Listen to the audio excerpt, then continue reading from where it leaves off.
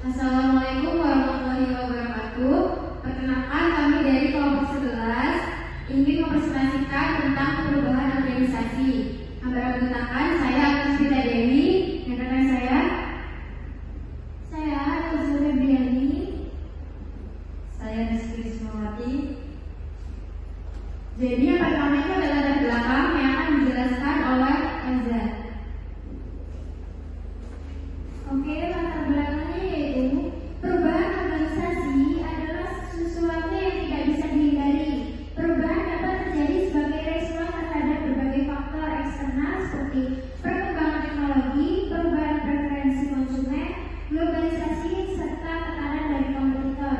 Selain itu, perubahan juga dapat dipicu oleh faktor internal seperti kebutuhan untuk meningkatkan efisiensi operasional, restrukturisasi organisasi, atau pengembangannya sumber daya manusia. Dalam konteks manajemen operasional, perubahan organisasi memiliki peran yang sangat penting. Sangat penting karena berhubungan langsung dengan efektivitas dan efisiensi proses operasional. Selanjutnya ada pengertian perubahan organisasi. Perubahan organisasi adalah proses di mana perusahaan bergerak dari keadaan sekarang ke masa depan yang diinginkan untuk meningkatkan efektivitasnya. Tujuannya adalah untuk menemukan cara baru atau lebih baik untuk menggunakan sumber daya dan kemampuan dengan tujuan meningkatkan kemampuan perusahaan untuk menciptakan nilai dan meningkatkan hasil yang diinginkan bagi para pemangku kepentingannya. Selanjutnya ada jenis-jenis perusahaan. Yang pertama ada manajemen perusahaan strategis. Misal, sebuah bisnis dapat menggunakan proses manajemen perubahan strategis untuk berekspansi ke pasar baru. Yang kedua, manajemen perusahaan struktural. Perubahan struktural dapat mempengaruhi pekerjaan karyawan. Misalnya, merger dapat mengakibatkan PHK jika perusahaan yang merger memiliki posisi redundan. Akibatnya, karyawan seringkali membutuhkan lebih banyak komunikasi dan kepastian selama proses implementasi strategi manajemen perubahan. Dan tiga, ada manajemen perubahan budaya. Perusahaan dapat menyelenggarakan lokakarya, keberagaman, kesetaraan, dan inklusi atau DEI untuk membangun budaya lebih inklusif. Dan yang terakhir ada manajemen perubahan teknologi. Perubahan teknologi yang efektif dimulai dengan menjelaskan mengapa teknologi baru tersebut bermanfaat bagi perusahaan dan karyawan yang akan menggunakannya. Selanjutnya akan disampaikan teman saya.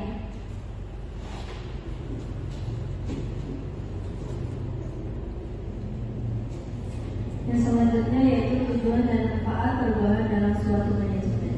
Tujuan: meningkatkan efisiensi,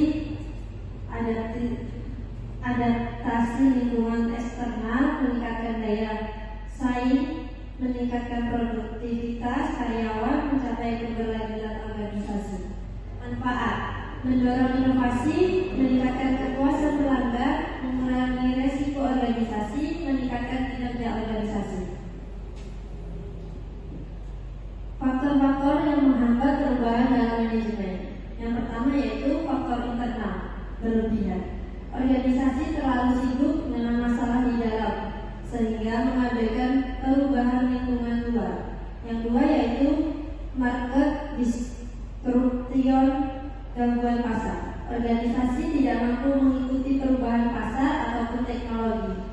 Yang ketiga yaitu kompleksitas organisasi. Organisasi yang terlalu besar dan berkontras sering memiliki prosedur berlapis-lapis, pengambilan keputusan lambat, dan sistem kerja rumit. Yang terakhir yaitu persaingan internal. Adanya konflik antara pemimpin atau kelompok di dalam organisasi. Tahap-tahap manajemen perubahan.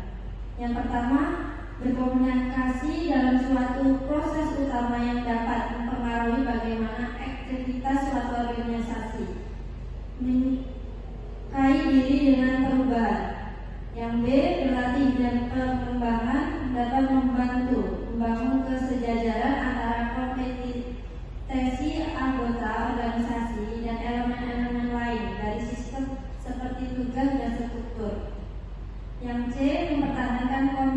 selama perubahan, mengembangkan dan komunikasi visi yang jelas, mengidentifikasikan individu atau kelompok yang dapat memimpin perubahan dan mendorong visi keadaan masa depan yang diinginkan, serta menghasilkan rencana implementasi yang jelas.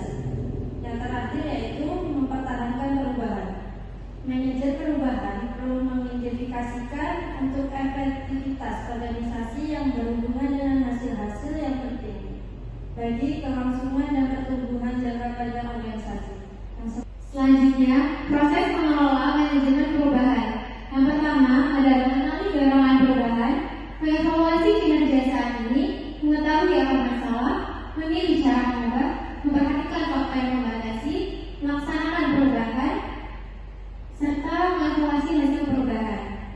Selanjutnya yaitu elemen dalam manajemen perubahan. Yang pertama ada visi dan strategi yang jelas, komunikasi yang efektif, partisipasi dan keterlibatan stakeholder, pelatihan dan pengembangan keterampilan, manajemen resistensi, monitoring dan evaluasi, serta kepemimpinan yang kuat. Selanjutnya yaitu cara mengatasi perubahan organisasi. Yang pertama komunikasi yang jelas dan terbuka, karena komunikasi adalah kunci utama keberhasilan perubahan. Yang kedua, mengikutsertakan karyawan dalam proses perubahan. Karyawan yang merasa dilibatkan akan lebih mudah menerima perubahan. Pelibatan dapat dilakukan melalui forum diskusi, survei pendapat, atau memberi kesempatan karyawan ikut menyumbang ide dalam proses perubahan. Yang ketiga yaitu menyediakan pelatihan dan pengembangan kompetensi. Perubahan seringkali membawa metode baru, teknologi baru, atau standar kerja yang berbeda. Yang keempat, dukungan kepemimpinan dan keteladanan. Pemimpin memegang peranan krusial dalam setiap proses perubahan. Yang terakhir ada evaluasi dan penyelesaian secara berkala. Tidak ada perubahan yang langsung berjalan sempurna. Evaluasi rutin wajib dilakukan untuk mengetahui keberhasilan, kelemahan, dan hambatan yang muncul selama proses perubahan. Dan yang terakhir yaitu kesimpulan. Manajemen perubahan sangat penting untuk menjaga daya saing organisasi di tengah dinamika lingkungan bisnis. Dengan strategi kepemimpinan, komunikasi, dan partisipasi yang baik, perubahan dapat meningkatkan efisiensi, mendorong inovasi, serta memperkuat budaya dan